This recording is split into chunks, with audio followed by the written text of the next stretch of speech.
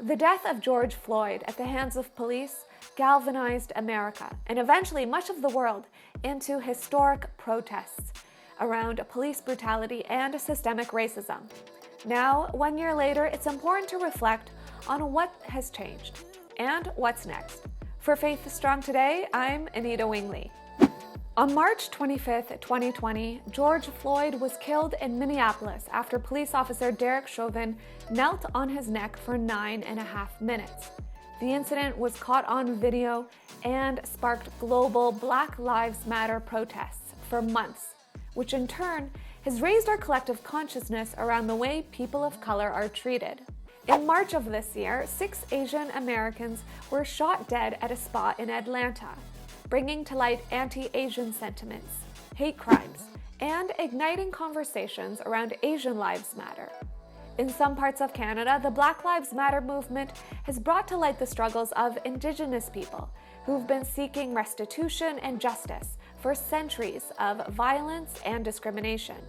This April, a jury found former officer Derek Chauvin guilty on all 3 counts he faced, convicting him of manslaughter and murder. It's a rare conviction, a white police officer being held responsible for the death of a Black man. And it's considered a milestone in the racial history of the United States and a rebuke of the law enforcement's treatment of Black Americans. The anniversary of George Floyd's death is a glaring reminder that there are still too many people living with racism and systemic injustice, and there's a lot of work to be done. The road to a world with racial equality can seem like a never-ending journey, but the past year has shown us that milestones matter. And change can happen. So how can we keep the momentum and make sure that future generations don't have to experience this? First, let's cultivate humility. We must have the humility to recognize that under Christ we are all equal. Philippians chapter 2 says, "Do nothing out of selfish ambition or vain conceit.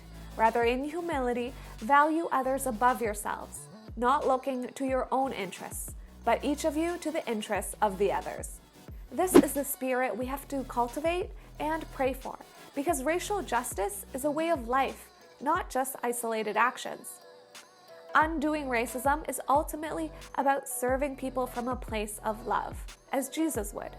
Next, we have to be willing to admit ways that we've been complicit in reenacting racism, even if it was intentional, and seek to change our behaviors and attitudes.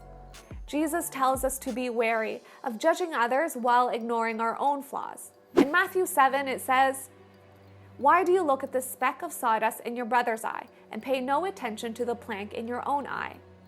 Finally, we can support people who don't have a voice but need to be heard. In John 8, scribes and Pharisees bring to Jesus a woman who was caught in adultery, and Jesus famously replies, "Let the one among you who is without sin be the first to throw a stone at her." So let's speak up and support people who don't have a voice. We've also created a list of 7 highly recommended books that can help you grow in awareness on these issues. Check them out, linked in the description. Now we want to hear from you.